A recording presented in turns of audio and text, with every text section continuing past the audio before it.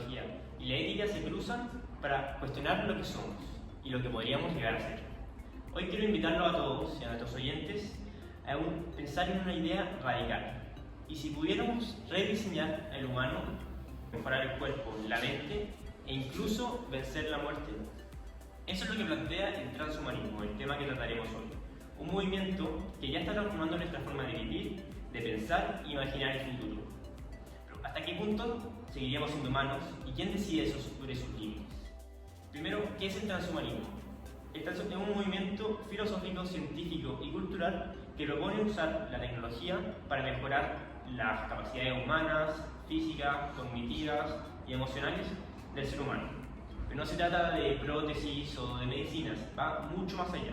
Busca superar límites biológicos de nuestra especie, como el envejecimiento, las enfermedades e incluso, a algún punto, la muerte. Para lograrlo, el transhumanismo plantea el uso de herramientas como la edición genética, la inteligencia artificial, los implantes cibernéticos, la realidad aumentada y hasta la transferencia de conciencia a máquinas tecnológicas. Su objetivo final es crear una nueva etapa evolutiva, el llamado Homo Excelsior, un ser post-humano que sería más inteligente, más fuerte y menos vulnerable que el ser humano actual. En otras palabras, ya no se trata solo de curar o aliviar, sino de mejorar lo que significa ser humano. Yo soy su anfitrión, Matías López. Mi nombre es Francisca Gutiérrez. Yo soy la María José Maturana. Y yo, Amelia Valenzuela. Y esta es nuestra invitada, María Teresa Luis. Tú ya me conoces, Pasita. Bueno, nuestra primera pregunta a usted, María Teresa, es si es que hasta qué punto es ético intervenir en la esencia biológica del ser humano. Es una pregunta complicada porque está todavía en debate. Tú te tienes que preguntar primero qué es lo que entiendes tú por humano. Y depende de la respuesta que tú tengas a esa pregunta, es si tú lo encuentras ético o no. Yo, si tú me preguntas a mí, a María Teresa Vilés, para mí un ser humano es me gusta la definición de Aristóteles, ser racional, ser animal con inteligencia racional, ¿no? Pero también creo, sobre todo, que el ser humano es único. Y en esa unicidad, el ser humano enfrenta enfermedades, defectos, que son parte de su historia. Yo creo que como humanidad siempre hemos tenido como la ilusión de ser perfectos y de superar las enfermedades, no solo las enfermedades, sino que también los defectos, ¿ya? Ahora, creo que para respetar esa identidad y esa unicidad del ser humano, hay que respetar cómo viene. Rebáteme. Rebátame. Para profundizar, que el ser humano es según Aristóteles, este animal racional, ahí surge la pregunta de si él está en el racional, por lo tanto inteligente, si nos hacemos más inteligentes con ayuda de tecnología como propone el transhumanismo, ¿seríamos en cierto sentido más humanos o no funciona en ese sentido? No, no funciona en ese sentido. Lo que pasa es que yo creo que el transhumanismo tiene, creo yo, que tiene un problema que no puede aceptar la falla. Es el éxito total. ¿Entiendes? Y en ese sentido, como humanidad, es muy complicado. Porque por un lado existe todo este movimiento de integración de las discapacidades, de las distintas identidades, y por otro lado a este movimiento que no acepta y que quiere hacer al ser humano perfecto. Y ahí yo creo que va a entrar un momento de conflicto y choque, donde se encuentran esas dos realidades.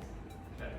Ahora, yo creo que está bien mejorar al ser humano siempre y cuando no se pase su identidad, tú no dejes de ser quien eres. Y ese quien eres incluye tus defectos, creo yo. O sea, como humanidad creo que el desafío es aprender a lidiar con nuestros defectos. En esa línea, si es que hay que aprender a lidiar con este avance también de la tecnología, de la inteligencia artificial y de este avance tan rápido, ¿cómo se podría limitar quizás su avance o cree que hay que restringirlo o cómo hacemos para que en el fondo el transhumanismo no llegue a cambiar a esta especie humana? Sí.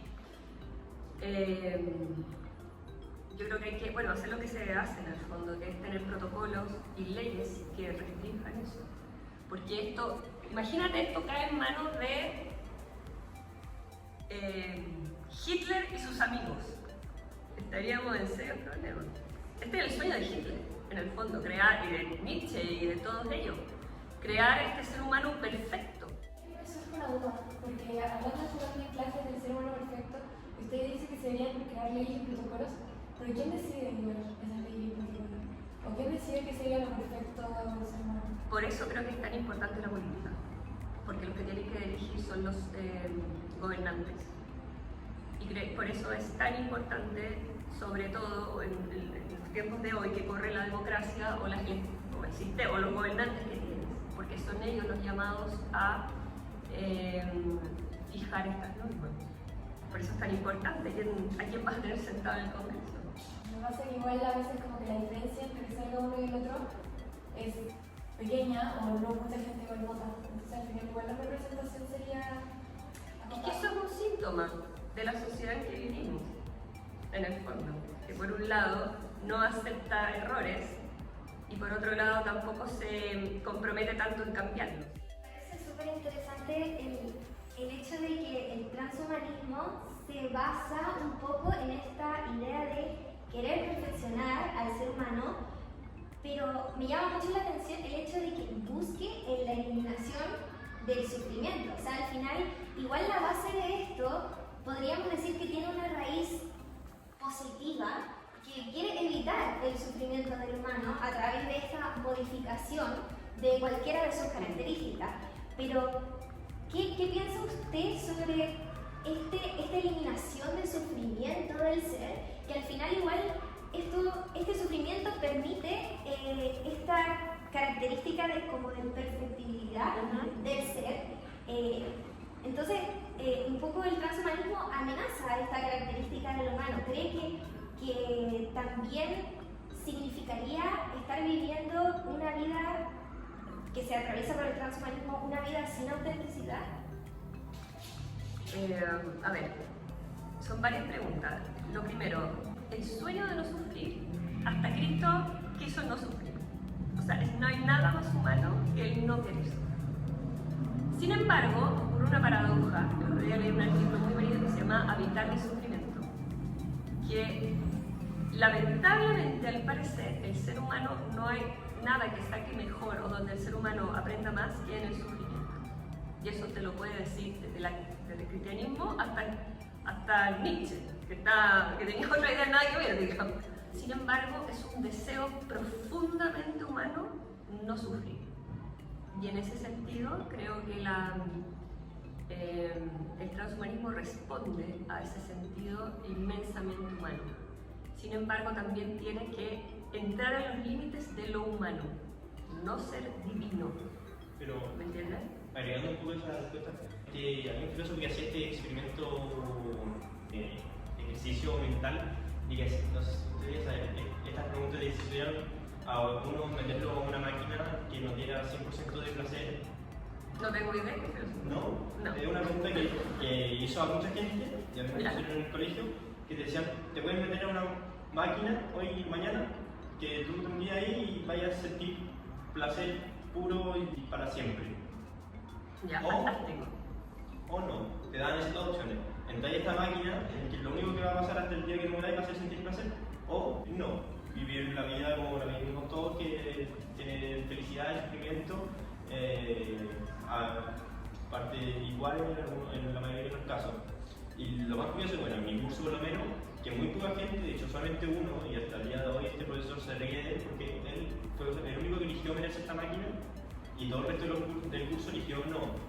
Yo me di cuenta muchos años después que el profesor no se le había ocurrido el ejercicio mental, sino era de otro pensador, y que él mismo había llegado a la conclusión, preguntándole a miles de personas, que el ser humano en general prefiere la vida como es y con un poco de sufrimiento, y creo que, agregándolo lo que decía antes, que es que la vida, que como decía la física, que el ser humano tiene esta tendencia a buscar a eliminar el sufrimiento, pero que al final del día la vida solamente cobra sentido con el sufrimiento. Exacto, sí, porque de hecho sin el sufrimiento tú no puedes ser feliz porque no tienes punto de ¿cómo se llama? De contraste. Claro. Y muchas veces después de algo arduo que ha costado conseguir, que nos ha costado conquistar, la felicidad es mucho mayor que si algo que no te cuesta. Entonces el ser humano también está, la auténtica vida, tú que me preguntabas de la autenticidad, la auténtica vida es un mix de todo. El transhumanismo en el fondo lo que pretende es, filosóficamente, es eliminar un aspecto de la vida que tiene que ver con el dolor, con las taras, con los defectos, con todo eso. Y aparte que ser más perfecto tampoco te garantiza que vas a ser más feliz. No creo que no sé, alguien muy inteligente, Einstein, haya sido más feliz que yo, por ejemplo. O que alguien muy bonito, o sea, las vidas no tienen nada que ver con la perfección o no, las vidas tienen que ver con otras cosas. Con respecto a las limitaciones y lo que hablábamos de la política, ¿cree que teniendo en cuenta incluso lo que decía Russell hace varios años atrás, que esta herramienta de la ciencia, teniendo el desarrollo que tiene hoy en día en manos de la política, sea peligrosa para la humanidad o podría ser realmente controlada? Es muy peligroso. Sobre todo que nosotros vemos en el mundo actual, creo yo, que se encamina a regímenes muy autoritarios, de distintos signos. Y otra cosa que veo que es muy peligrosa también es la falta de pensamiento crítico en la sociedad. Eso es más peligroso aún, porque en el fondo el pensamiento crítico es el arma que te permite luchar contra los excesos de este tipo de tecnología, porque este tipo de tecnologías son herramientas, pero no se pueden convertir en dominadores de la vida.